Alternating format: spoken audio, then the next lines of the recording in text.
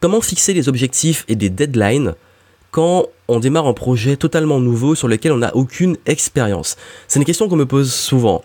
C'est-à-dire qu'il y a un gros souci, c'est quand on se lance dans quelque chose de nouveau, donc on ne maîtrise pas, qu'on ne connaît pas, comment définir la durée des tâches, comment fixer les deadlines, les objectifs, savoir les bons objectifs, combien de temps ça va nous prendre, comment bien s'organiser quand c'est quelque chose qu'on ne maîtrise pas, qu'on ne connaît pas.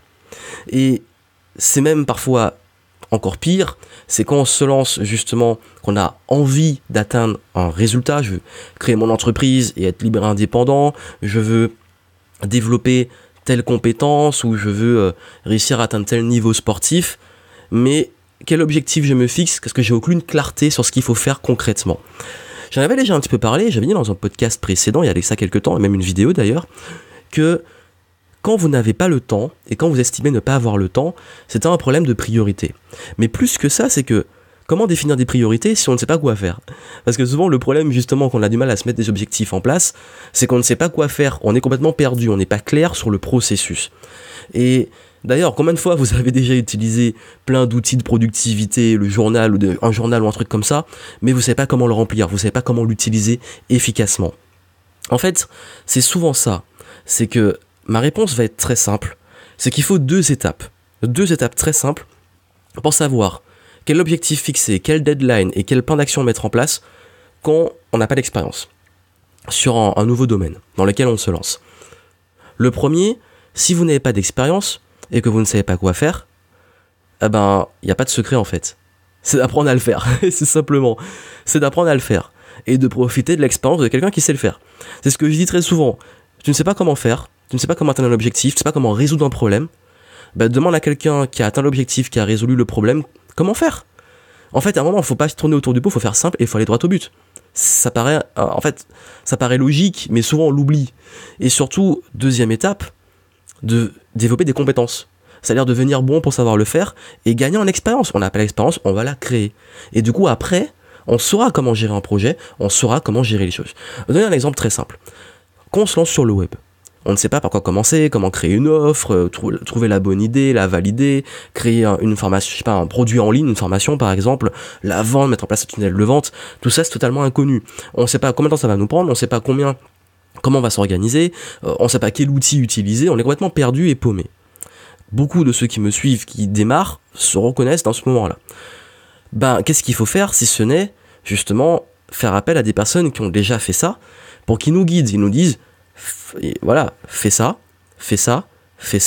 et on avance au fur et à mesure. Et surtout, ce qui va faire la différence, c'est que on va pouvoir aussi avoir une cohérence et mettre en place les bonnes actions. Parce que la pire chose du monde, vraiment la pire erreur, c'est de ruiner ses ressources, le temps, l'énergie, l'argent, la motivation, la volonté, qui sont des ressources limitées, dans des tâches inutiles. Ça veut dire que on a une tendance à avoir créé une sorte de modèle du travail où en fait on travaille à l'heure et à la quantité, et que s'il y a beaucoup de travail, c'est forcément que ça va rapporter des gros résultats. Alors que dans la réalité, en fait, on se rend compte très souvent, même moi dans mon activité, que ce qui rapporte le plus de résultats, c'est pas forcément ce qui va être le plus pénible, demander le plus d'efforts.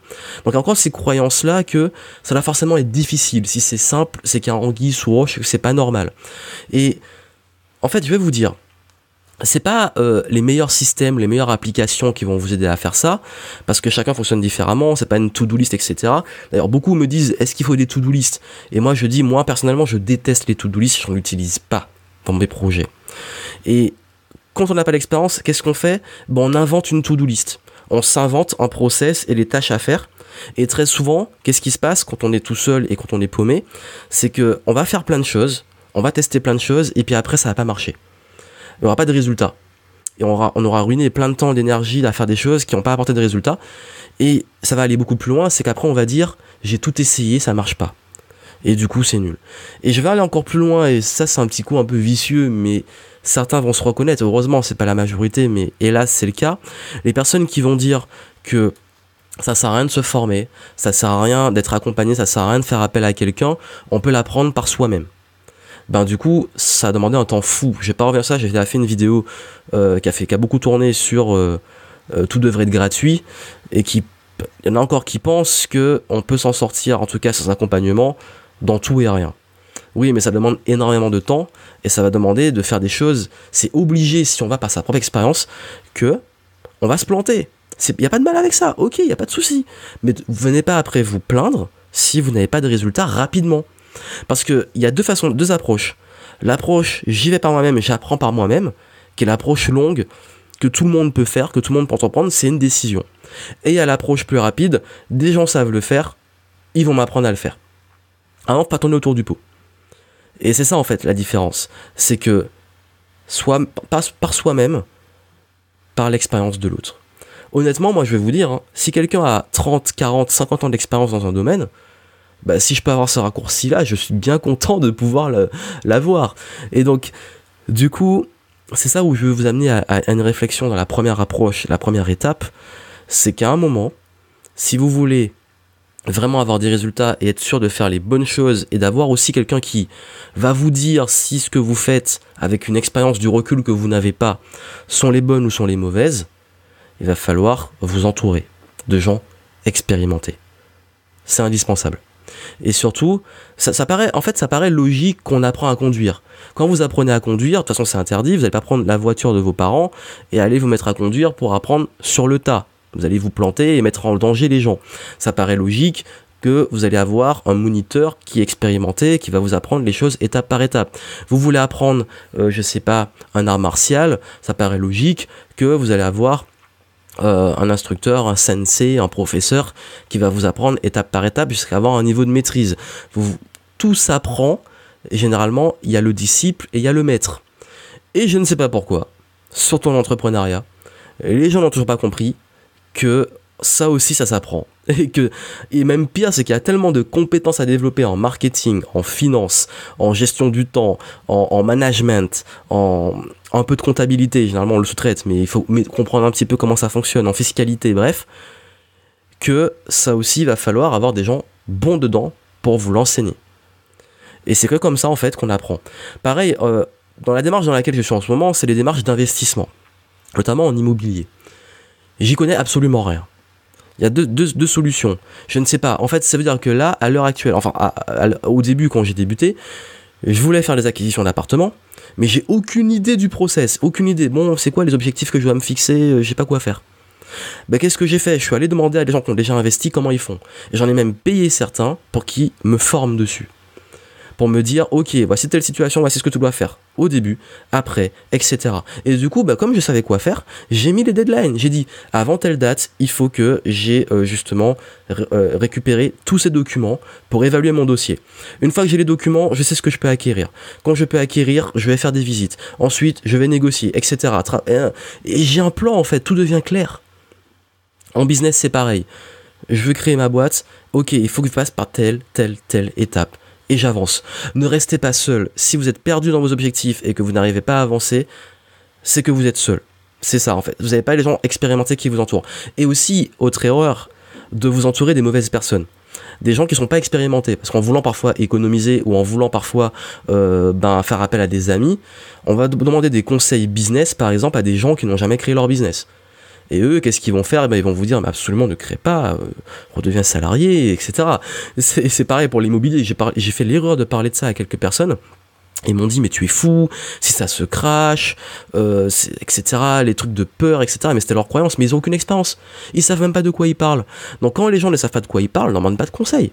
Filtrez aussi l'expertise des gens. Donc voilà, c'est ça. C'est, dans un premier temps, il faut absolument que vous soyez entouré. Et j'ai parlé de la deuxième étape. C'est ensuite les compétences. C'est là où vous allez devenir bon et qu'avec l'expérience, vous savez, vous allez savoir comment ça se gère, ce type de projet. Comme je dis souvent, vous avez acquis un premier bien immobilier, souvent c'est le plus dur, vous savez comment faire, vous pouvez ensuite en acquérir de nouveaux. Vous avez créé un premier produit qui se vend, vous pourrez en créer des nouveaux. Vous avez parlé en public, vous savez comment préparer une conférence, vous en ferez des nouveaux. Vous savez faire un webinar, vous avez réussi votre premier webinar, vous savez comment faire des nouveaux. Vous avez fait une première vidéo, vous savez comment faire des vidéos. Vous savez comment, courir un marathon, préparer un marathon, vous saurez comment le refaire. Bref, dès que vous avez fait quelque chose, vous apprenez et vous devenez meilleur au fur et à mesure avec le temps. Ce qui fait que, après on crée des process. La première étape, c'est atteindre l'objectif une première fois, mais c'est bien d'atteindre l'objectif, après, généralement, c'est plus de la récurrence. C'est-à-dire que c'est pas une fois que c'est fait, c'est fini. Généralement, dans la plupart des objectifs qu'on a, quand on développe une entreprise, en tout cas dans vos cas, quand on développe une expertise, quand on développe un talent qui va devenir souvent un métier, il va falloir le faire régulièrement et progresser, devenir meilleur, augmenter sa valeur. Donc ça va être les compétences.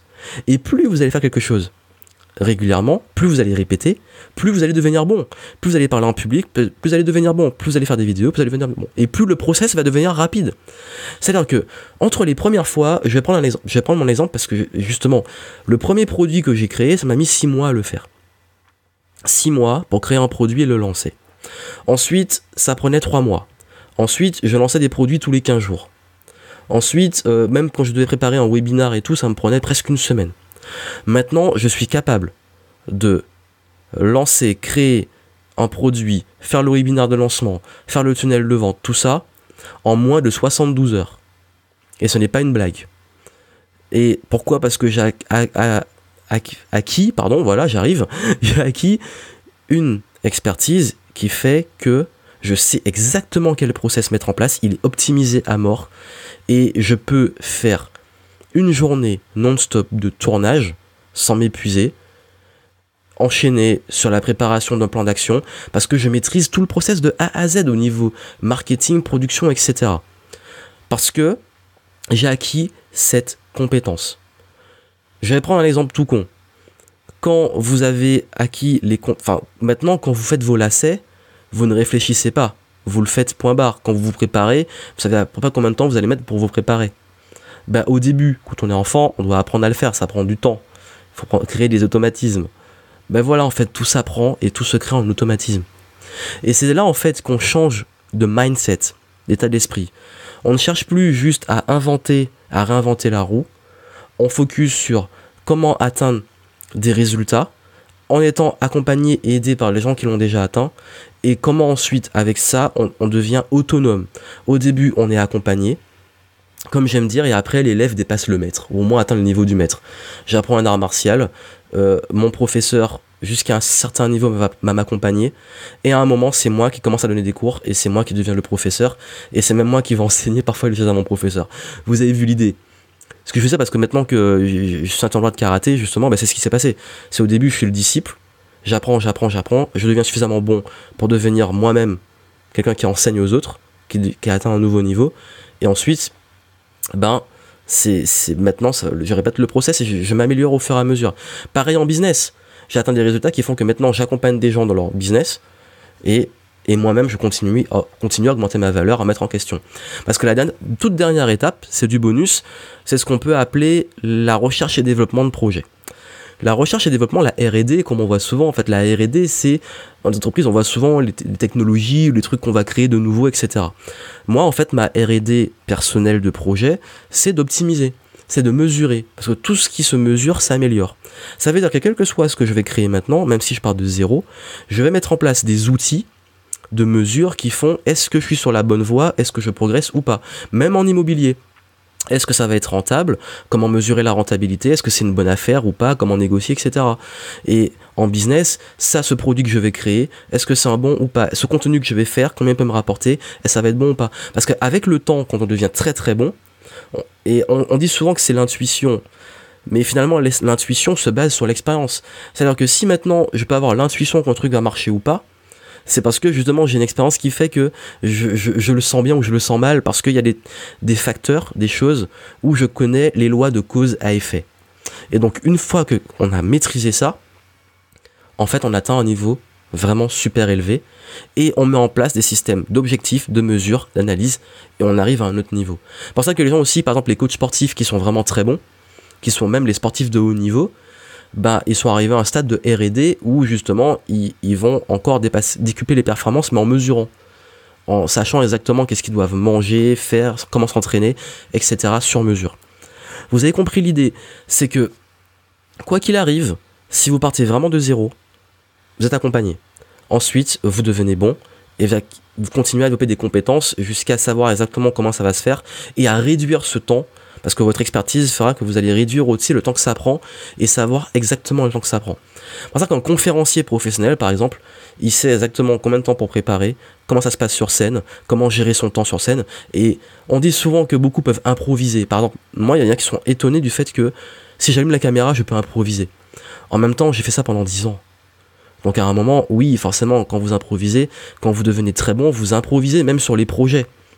Mais il faut passer par la case, justement, étape par étape. Pareil, même pour lancer un produit, maintenant j'improvise, je ne mets même pas sur papier les étapes de lancement parce que je les sais. Je sais comment faire et je sais comment ça va prendre. J'ai juste à répéter le process. Parce qu'il a fallu passer à faire cette phase de décortiquer, apprendre, maîtriser. Et après, maintenant, ça consiste plus à la R&D, à la mesure et l'amélioration. Voilà ce que je voulais vous donner. Franchement, si je devais vous donner un conseil, si vous voulez mettre ça en place, j'ai créé Envol, justement pour ça, pour cette problématique. Envol, je vous montre comment, clairement, passer de zéro à faire décoller ce projet, enfin. Je vous montre comment, justement, mettre en place les bons objectifs. Et même si vous êtes un petit peu seul, je vous montre comment aller chercher les bonnes informations, comment bien vous entourer.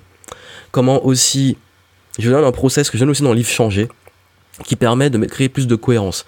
Comme je l'ai dit, avec le temps, on arrive à avoir la loi de cause à effet. Ben, je vous montre comment inverser ça pour créer de la cohérence. C'est un système un peu particulier.